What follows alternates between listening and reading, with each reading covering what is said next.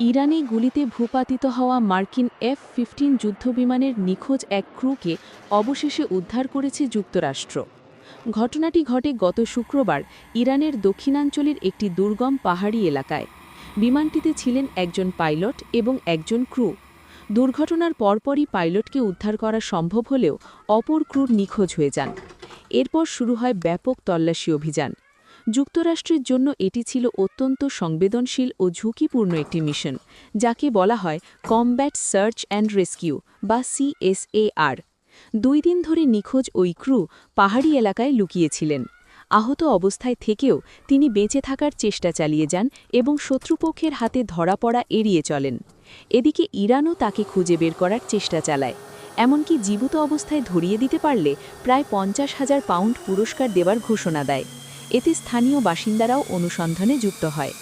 অন্যদিকে মার্কিন গোয়েন্দা সংস্থা CIA শুরু থেকেই ক্রুয়ের অবস্থান শনাক্ত করতে সক্ষম হয়, তবে উদ্ধার অভিযান ঝুঁকিতে পড়তে পারে বলে বিষয়টি গোপন রাখা হয়। ক্রুয়ের অবস্থান নিশ্চিত হওয়ার পর যুক্তরাষ্ট্র শুরু করে বড় ধরনের উদ্ধার অভিযান। এই অভিযানে অংশ নেয় কয়েক ডজন যুদ্ধবিমান, 2টি C-130 পরিবহন বিমান, 2টি ব্ল্যাক হক হেলিকপ্টার এবং বিশেষ প্রশিক্ষণপ্রাপ্ত কয়েকশো সেনা সদস্য। হেলিকপ্টারগুলো নিচু দিয়ে উড়ে পাহাড়ি এলাকায় প্রবেশ করে আর যুদ্ধবিমানগুলো আকাশে নিরাপত্তা নিশ্চিত করে। অভিযান চলাকালীন মার্কিন বাহিনী এবং ইরানি বাহিনীর মধ্যে সংঘর্ষের ঘটনাও ঘটে। ইরান দাবি করেছে তারা একাধিক মার্কিন বিমান ও ড্রোন ভূপাতিত করেছে, এমনকি 2টি C-130 এবং 2টি ব্ল্যাক হক হেলিকপ্টার ধ্বংস করার কথাও বলেছে তারা।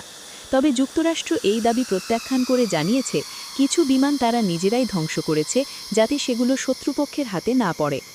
উদ্ধার অভিযানের সময় ইরানের দক্ষিণ পশ্চিমাঞ্চলের পাহাড়ি এলাকায় বিমান হামলার ঘটনাও ঘটে, যেখানে কয়েকজন নিহত হওয়ার খবর পাওয়া যায়। এদিকে CIA একটি কৌশলী পদক্ষেপ নেয়। তারা বিভ্রান্তিকর তথ্য ছড়িয়ে দেয় যে নিখোঁজ ক্রুকে ইতোমধ্যেই উদ্ধার করে ইরান থেকে বের করে নেওয়া হয়েছে। এর ফলে ইরানের অনুসন্ধান কার্যক্রমে বিঘ্ন ঘটে এবং যুক্তরাষ্ট্রের অভিযান আরও সহজ হয়ে যায়।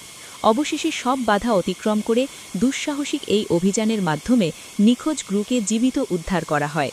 মার্কিন প্রেসিডেন্ট ডোনাল্ড ট্রাম্প জানিয়েছেন উদ্ধার হওয়া ওই সেনা একজন সম্মানিত কর্নেল এবং তিনি আহত হলেও দ্রুত সুস্থ হয়ে উঠবেন। তিনি আরও বলেন, যুক্তরাষ্ট্র কখনোই তাদের কোনো যোদ্ধাকে পিছনে ফেলে রাখে না। তবে পুরো ঘটনাকে ঘিরে দুই পক্ষের দাবি একেবারেই ভিন্ন। যুক্তরাষ্ট্র এটিকে তাদের ইতিহাসের অন্যতম সফল উদ্ধার অভিযান বলছে, আর ইরান এটিকে সম্পূর্ণ ব্যর্থ বলে দাবি করছে। সব মিলিয়ে এই ঘটনা মধ্যপ্রাচ্যের উত্তেজনাকে আরও বাড়িয়ে দিয়েছে এবং আন্তর্জাতিক অঙ্গনে নতুন করে আলোচনা তৈরি করেছে।